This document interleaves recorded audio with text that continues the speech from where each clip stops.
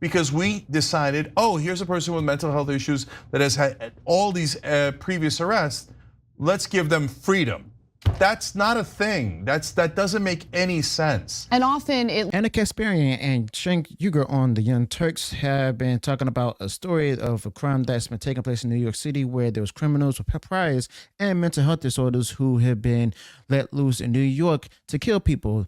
And Ana Kasparian and Cenk actually been let loose on the Democrats as late, to where they discuss how Democrats let these criminals loose in Democratic cities to kill people. And Ana Kasparian explains what happens, but she also makes the point that it's also wrong how activists, leftists such as the ACLU, will fight for them, the people who not to be committed, and allow for them to go ahead and run the streets again. And Ana Kasparian goes off on them brutally and stuff. And Ana Kasparian discussed this as if it's some kind of freedom, but puts a lot of innocent people who are at risk if these criminals are let loose. So Cenk also sounds like basically a Republican rarely as well in this one, but Ana Kasparian does really let loose on the left. So we're going to watch here how Ana Kasparian go ahead and let loose on the Democrats over another criminal who took to the streets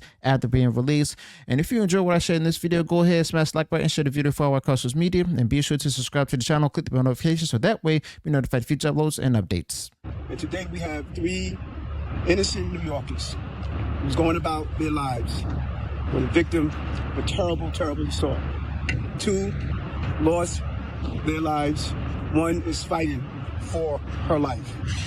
It is a clear example of the criminal justice system, mental health system that continues to fail New Yorkers.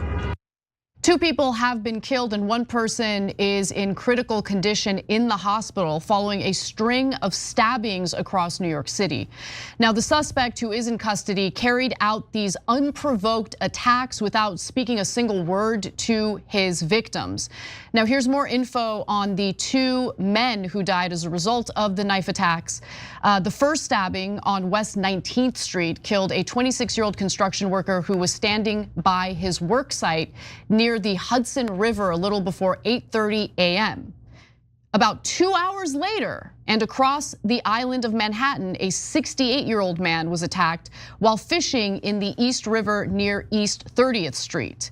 So the suspect then proceeded to travel north near the riverfront and stabbed a 36-year-old woman multiple times near the UN headquarters. Now, she's currently in the hospital in critical condition. Hopefully she will recover, but this is obviously an incredibly tragic story. Now, luckily, the 51-year-old suspect is in police custody. A cab driver actually witnessed him in the middle of his third attack, stabbing that young woman multiple times, and he called the police. The suspect was found with blood on his clothes, and he had 2 kitchen knives in his possession. Now, neither the identity of the attacker or his victims have been released yet, but the suspect, apparently homeless, had been sentenced in a criminal case just a few months ago, the Democratic mayor Eric Adams said, without giving further details.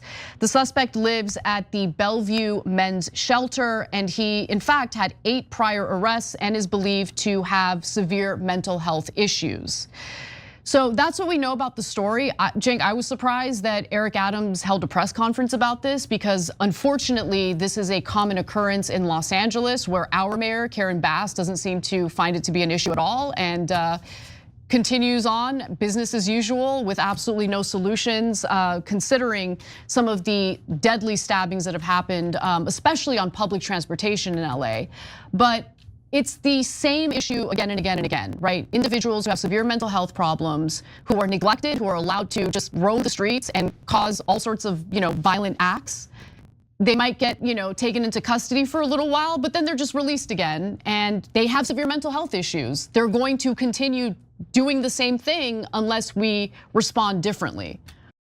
And that's the problem with a lot of these left-leaning cities, where even if it's, no matter whether it's like someone with mental health and no mental health, or American citizen or illegal immigrant, there's a lot of places with bail reform and everything. And when you have bail reform, they let the criminals loose, especially the violent criminals. And guess what happens? They go ahead and kill more people and harm more others as well. And Ana Kasparian seems to me that she might have had like a more come to Jesus moment once again, where we see these left-leaning, mayors as well as governors of these states and cities going ahead and making these bail reform actions and everything. I mean, just look at the recent killings and stuff that's happened, even the recent robbery and everything of assistant DA and stuff up in New York, where she was, robbed and harmed by an illegal immigrant who was a part of the Latin gang and stuff from Venezuela. Now, the fact of the matter is, this is the consequences of what happens when you have bail reform, as well as not being tough on criminals, especially violent criminals, no matter where they came from. Yeah. So I'm curious as to why he was out when he was already sentenced. That's weird. So I'd love to see more details about that. Are there laws that saying that even if you get sentenced, you should be free to go? Because that defies all sense. But we'll find out. We don't know enough yet. But this goes to a pattern that we've seen a lot. 8 prior arrests, mental health issues. And so unfortunately, there's 2 sides here that give, in my opinion, nonsensical answers to it. And the sensible middle is completely ignored. 100%, right? yeah. So why doesn't Carrie Bass do a press conference about it? Because the activist left would then yell at her and say that she was attacking the unhoused community. But it's not attacking the unhoused community. It's saying, hey, there's a dangerous person. We can't let them attack other innocent citizens. What did the construction worker do when he showed up to work, an average working man? The woman that was killed, what did she do wrong? She didn't do anything wrong. And so that she's a victim of injustice. And not injustice even from this guy, because this guy apparently has mental health issues, right? So, but it's an injustice from the system, because we decided, oh, here's a person with mental health issues that has had all these previous arrests. Let's give them freedom.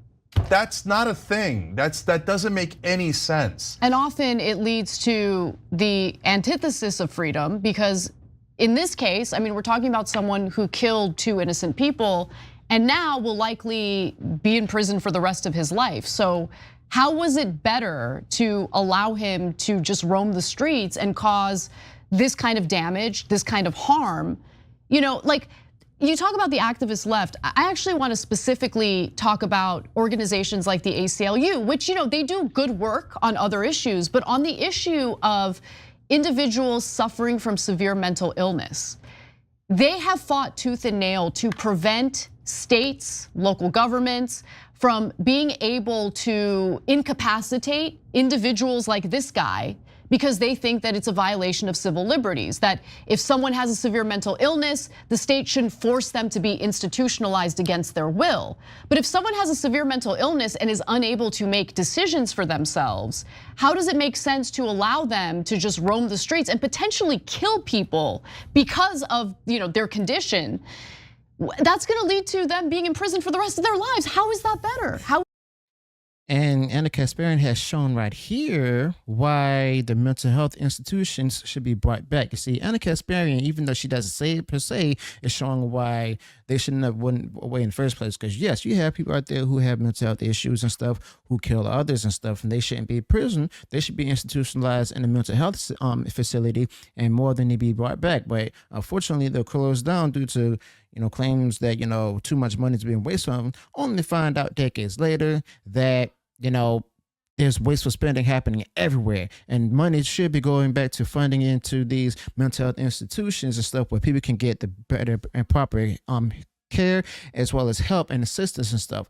But the fact of the matter is, like, the criminal defense system, or not the criminal defense system, but the justice system, failed these victims and their families and stuff, because the fact of the matter is that a lot of these people who are victims and stuff, whether they're alive or dead now, have basically not getting the proper justice, as well as the fact that the victims' families and stuff are frustrated, and a lot of citizens out there are feeling less safe. So Ana Kasparian does raise a good point, but at the same time, I mean, wish Ana Kasparian could just go ahead and hit him on the nail, but unfortunately, it's no surprise that we see from Ana Kasparian, though she's crushing the left and everything, and she's absolutely right. The left won't even bat an eye and stuff, even to someone where, they committed a crime and, deserves to be locked up, whether they're sane or insane. Was that better? So that goes to my point, that these issues are complicated and people want to oversimplify them for their own political purposes. So for example, just real quick as the side on the ACLU, I think that they're terrible on this issue. So there is, like they're saying, oh no, it's their freedom and the civil rights to get killed in the streets, to kill other people in the streets. That's not a civil right, okay? So I think they're terrible on this. They're awesome on freedom of the press issues and freedom of speech issues, right? They're terrible on money in politics. They think money in politics is freedom. That's crazy that the ACLU believes that. So, okay, so that's complicated. On homelessness, so the right wing has, in my lifetime, has had this general philosophy of kick their ass, get them the hell out of there, okay? And that's not the right approach. Why are you kicking the ass with this guy who's mentally ill? How does that help? He doesn't even understand what you're doing to him, right? So it's so irrational. On the other hand, we now have these, and again, all these terms drive me crazy because I say activist left in this context, but I'm an activist and I'm on the left, right? I've been an activist to get money out of politics, to get you higher wages, et cetera, et cetera. But in the cities, there are these super, I don't know, extreme left, I don't know if they're identitarian left, whatever they are. But the ones that threw a brick at the mayor of San Francisco when she talked about cleaning up the streets a tiny bit in the most rational way, et cetera. They throw a brick at her because apparently violence is the answer, even though they claim to be on the left wing.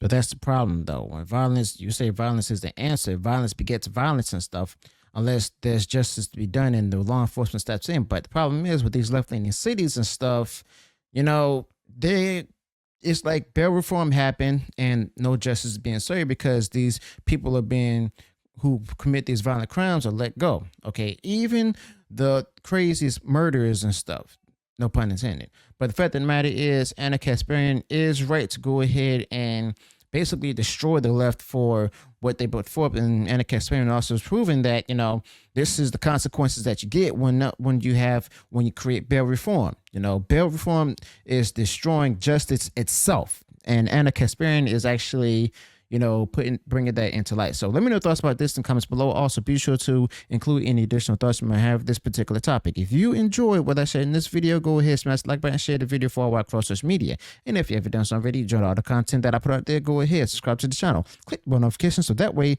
you're notified of future uploads and updates. Till then, peace.